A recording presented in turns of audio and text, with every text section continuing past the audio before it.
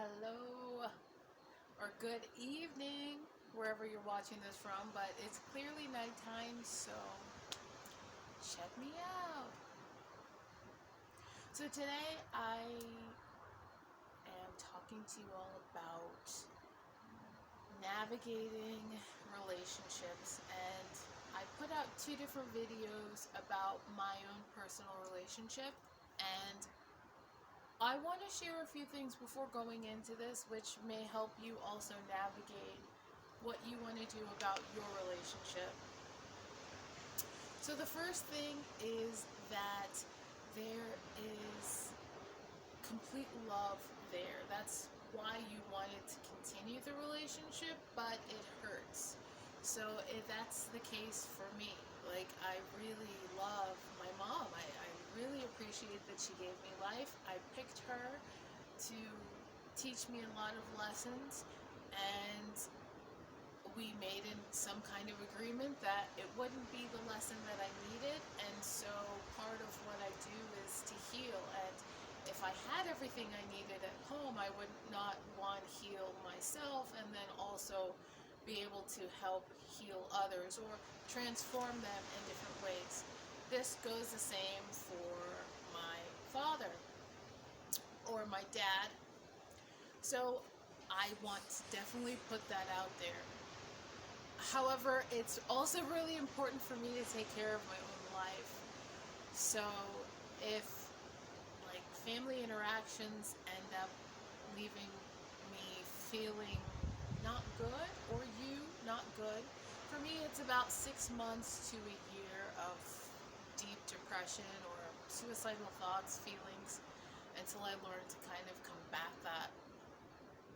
So as you're navigating your own way of like, do I contact, do I not contact, should I send a text?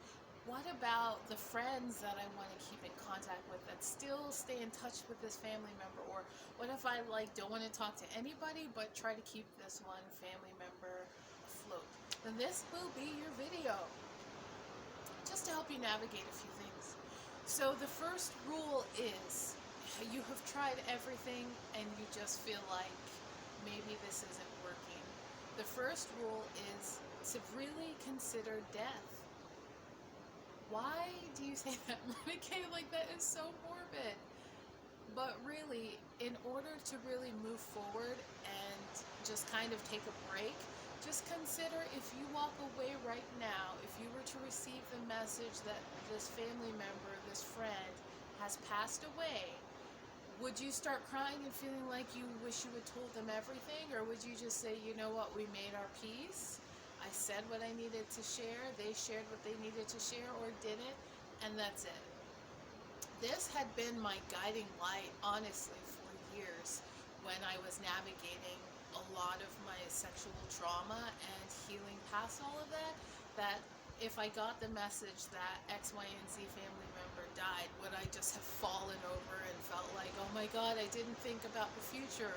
Or would I in my soul know death is a part of life, and I said what I needed to share with them, I've received the message that they needed to share, and either we were able to come together before they parted and finalize something, or it's painful.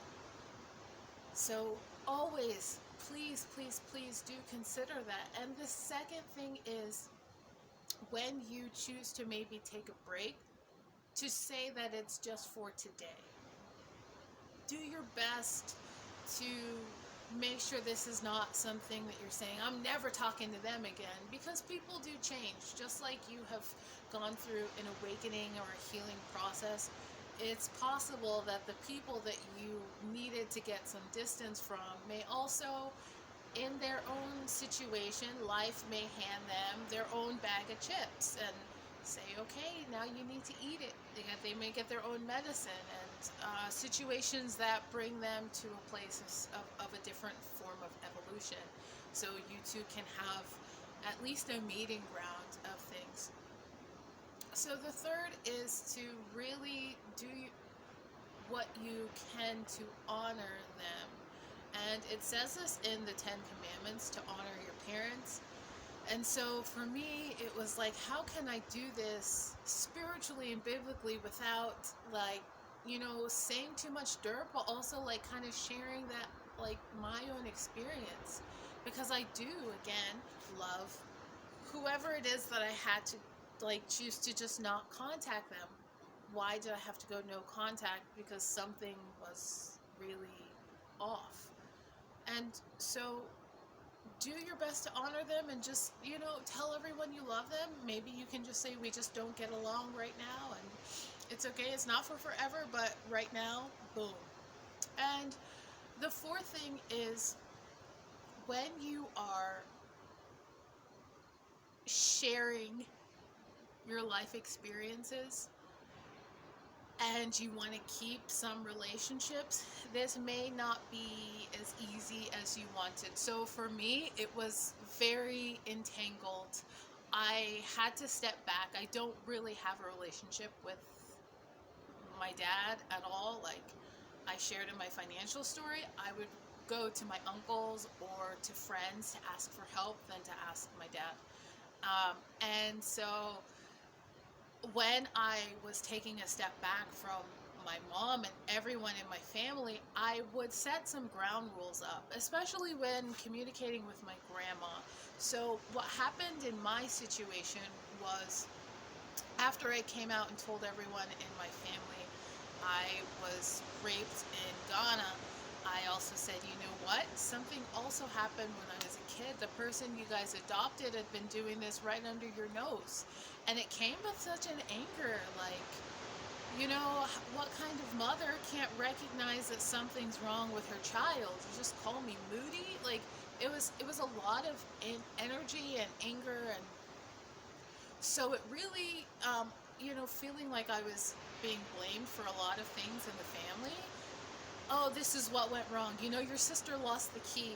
It was a lot of back and forth. So what I had to do in this place was to cut certain members off in my family and keep others in the pipeline. So I would tell them, listen, I'm choosing right now not to have a relationship with this person. And in our conversation, I would just love for the two of us to communicate as best as we can. I tried this with my grandma as well. Like, Grandma, I love you, and I'm hearing about all these people, and you keep asking me about them, and you know what? I just don't have a relationship with them, and I would appreciate if anything that you and I share, it just stays between us. You don't have to go and tell everyone that we talked, and just keep it to yourself. They're not really terribly invested in my life right now, and I would appreciate it if they knew nothing. And I don't want to hear anything about them. Like, I have their phone number. I haven't called them. They have mine. They don't call me. They don't need to be asking everybody else, how is she, if they could easily call me. That's not really the thing I want to have happen. So the troublesome part is where we get into what we call flying monkeys. And this is when someone knows that someone is having some set of boundary, and they're going back and forth and talking about it.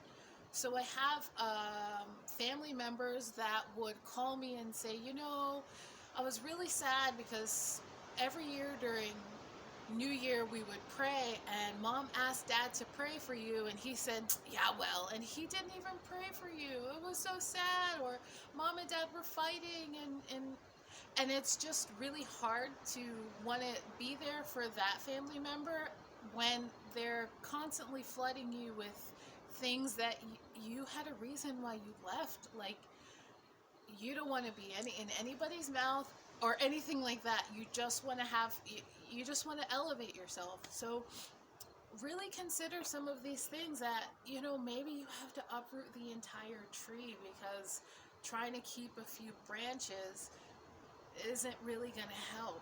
If you have what they call flying monkeys, where everyone knows what's going on and they're still flying back and forth to explain your life to everybody else, it may be time for you to just take a break for a little while.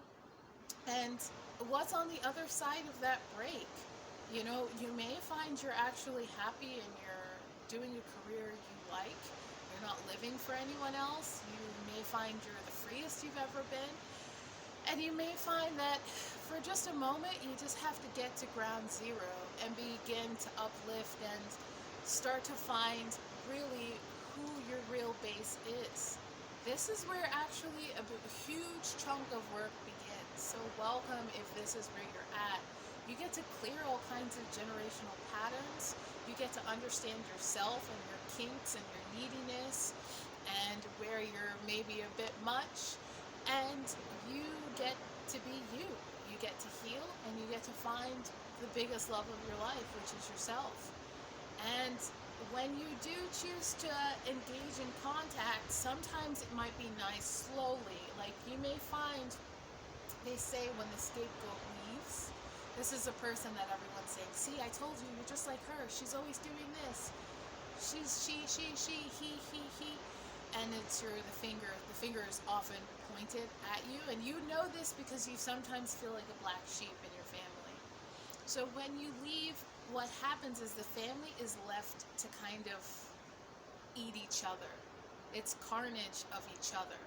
So when you left, it was like, wait, but the whole family is left with a mess and they have to face their own dysfunction. This is the harder part because you're hurting and they don't understand that. But this again is like the best part of you. You get to heal and work on yourself. I'm so happy for you for even watching this video. I'm so really like, it's a really big step, and it's scary because you don't really have a way of navigating, but the truth is you do, because there's something inside of you that's like, this doesn't feel good and I want to leave, but I love them. So I want to circle back to that.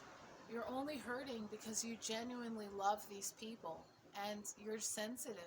And it's so normal and beautiful to be sensitive, to be a sensitive soul. So you have lots of work ahead of you.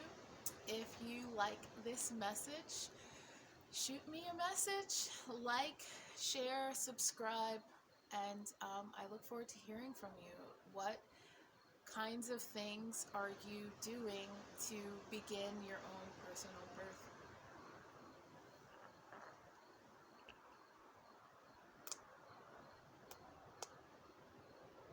This is not shutting off. Okay, why is this doing